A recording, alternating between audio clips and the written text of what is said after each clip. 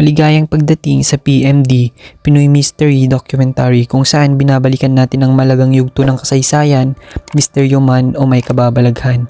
Sumisid tayo sa mga kwento ng nakaraan at tuklasin ang mga lihim at aral na dala ng bawat panahon. Ako ang magiging kasama nyo sa bawat hakbang ng ating paglalakbay.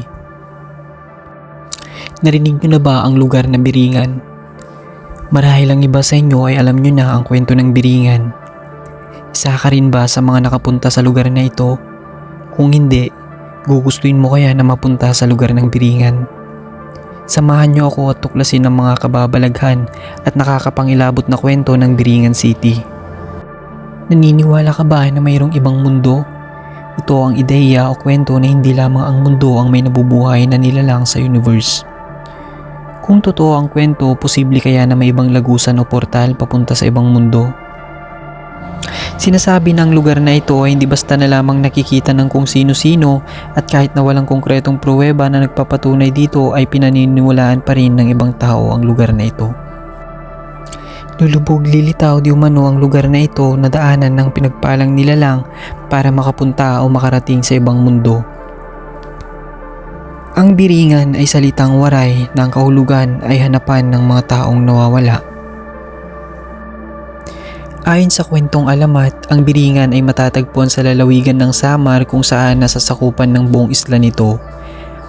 At ang iba pang kwento ayon sa mga matatanda sa Samar, ang Biringan ay tirahan ng mga engkanto, isang napakayamang lugar na may mataas na antas ng pamumuhay. Ayon sa kwento, sa loob ng Biringan ay nahati sa masama at mabuti ang mga nilalang dito. Sa buong probinsya ng Samar ay meron lamang 7 lagusan o portal papunta sa Biringan. At ayon sa kwento ay piling tao lamang ang pwedeng makarating at nakakaalam sa lagusan papunta sa lugar na ito. May ilang mga tao sa Samar na nakaranas ng sapi, senyales na isang nilalang mula sa Biringan ang sumapi sa tao, na pamamaraan nila upang dalhin ang katauhan o individual sa Biringan City. Ayon sa kwento, may 3 rason kung bakit nangunguha ng mga tao ang mga taga-Biringan. Marahil sa kinikilusan nilang kapaligiran, maari ding natipuhan kanila o maaring naaawa sila sa iyo. Ang kwento ng Biringan ay isa lamang sa mga kwentong may kababalaghan na punong-puno ng misteryo. Ito ay kwento ng isang syudad na napakaganda at sobrang nakakamangha, pero hindi lahat ay nakakakita nito. Sinasabi na nasa kalagitnaan lamang ito ng Taranglan, Gandara at Pagsanghan, Northern Samar. At pagsapit ng gabi, mag-iingat ka, maging alisto at magmatsyag sa paligid, baka ikaw ay naliligaw na papunta sa sinasabing Biringan. Ayon sa kwento ng mga nakakakita at nakakarating sa Biringan ay maganda ito, may mataas na gusali, ilan ay eleganteng pagkakatayo na may hambing mo sa maunlad na bansa sa ating mundo. Nagkagandahang mga ilaw, makabagong kagamitan at teknolohiya, pero di umano ang nakatira dito ay kakaibang mga nilalang o engkanto. Madalas umano itong nakikita kapag walang liwanag ang buwan, wala man o hindi makikita sa mga mapa. Merong nagsasabi na nakikita ito sa infrared at ultraviolet satellite mapping ang Biringan. Ayon sa mga kwento-kwento, ang Biringan ay tahanan ng mga engkanto at mga katulad nilang mga nilalang. Ang mga engkanto ay may mga kapangyarihang umano na magpalit ng kanilang mga anyo. Maari din silang magmukhang tao, pero ang palatandaan di umano ay walang guhit ang pagitan ng ilong at bibig nito. Isa ito sa mga lumang mga kwento na may kaugnayan sa Biringan City. Taong 1983, si Carolina ay nag-aral sa Maynila.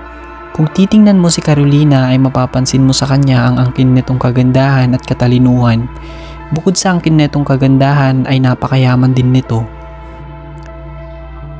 Isa sa mga kaibigan ni Carolina ang naglahad sa kwentong ito, itago natin sa pangalang Nana.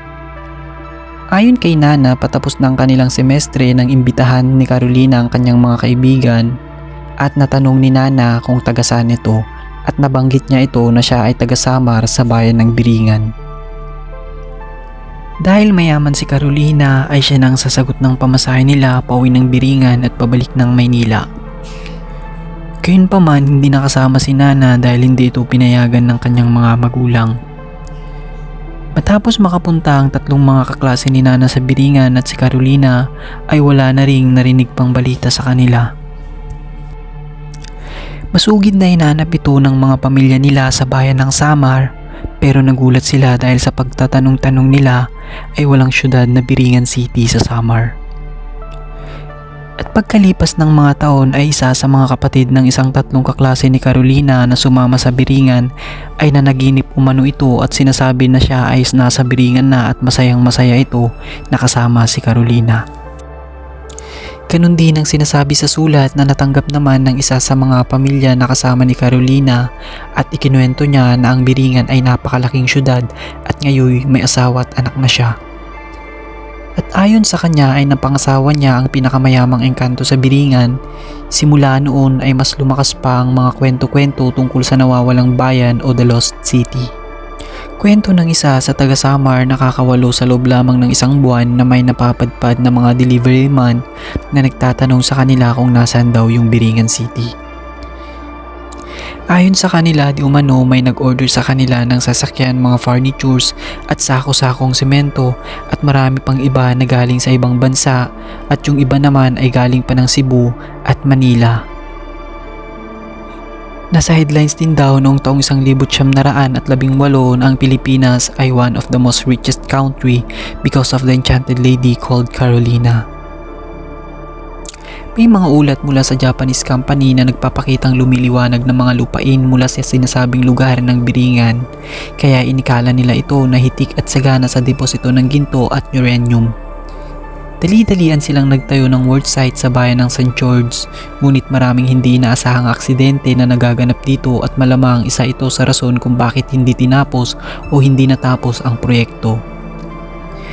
May isang cargo ship na may daladalang materials at mga appliances na i-deliver daw sa Biringan at requested daw ng kanilang kliyente ay gabi nila i-deliver ang mga item na ito.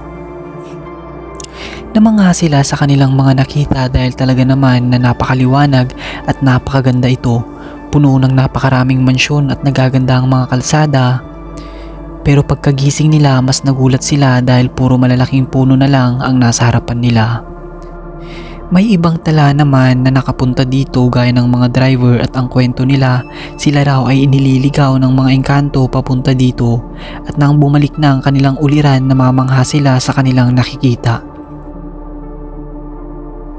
Meron din mga mangingisda na nagkukwento na madalang daw ang kanilang mga huli, namamalayan na lang nila na napapadpad na lang sila sa isang tahimik na isla at marami na ang mga huli.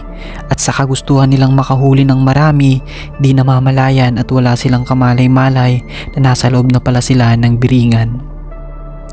Minsan na ring naitala na mayroong isang mayamang tao sa Pilipinas na umo-order ng mga mamahaling gamit sa ibang bansa at pinapadala sa Biringan. Ayon sa kanila, sa lugar ng Samar ay mahigpit na ipinagbabawal na banggitin ang salitang Biringan dahil ayon sa kanilang paniniwala o kwento ay maaari kang kunin ng syudad. At kapag nasa Biringan ka na raw, magdasal ka na hanggat kaya mo dahil ibig sabihin daw nito ay ikaw ay sinasapian ng masamang elemento na kailangan mong labanan. Merong isang kwento ng bus na bumabiyahe na kailangang huminto dahil madilim ang dinadaanan na kalsada. At nang magising ang mga pasahero ay nasa gitna na sila ng mga kakawayanan. Walang kalsada sa lugar kaya't malaki ang kanilang pagtataka kung bakit o paano sila nakarating sa lugar na iyon. Meron ding kwento tungkol sa dalawang lalaki na nakasakay sa isang motorsiklo na bumabiyahe ng gabi mula Western Samar patungong Eastern Samar. Ayon sa kanila, wala na di umanong ibang bumabiyahe sa lugar na ito at wala na ring ibang maririnig pa sa kalsada kundi ang tunog na lang ng kanilang motorsiklo at mga maliliit na tinig o huni ng mga insekto.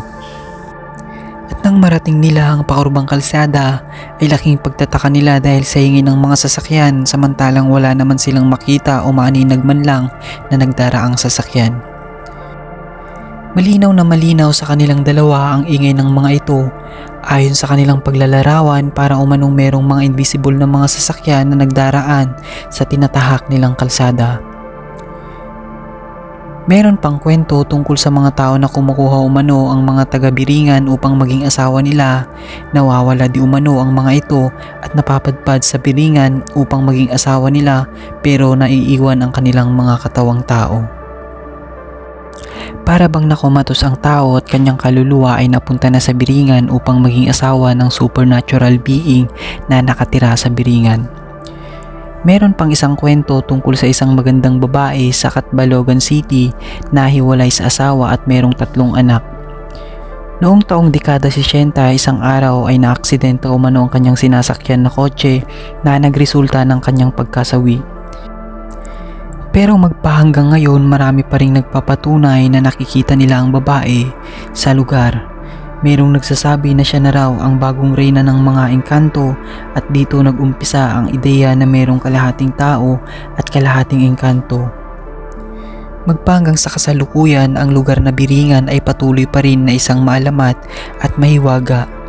Totoo kaya na ito ang daanan o portal papunta sa ibang mundo? At kung nagustuhan mo ang kwentong ibinahagi ko ay huwag kakalimutan mag-like, share at subscribe dito sa PMD Pinoy Mystery Documentary. At kung may nais kang kwento na gusto mong talakayin natin dito sa channel ko ay comment mo lang sa ibaba ng aking video at atin naman talakayin sa mga susunod.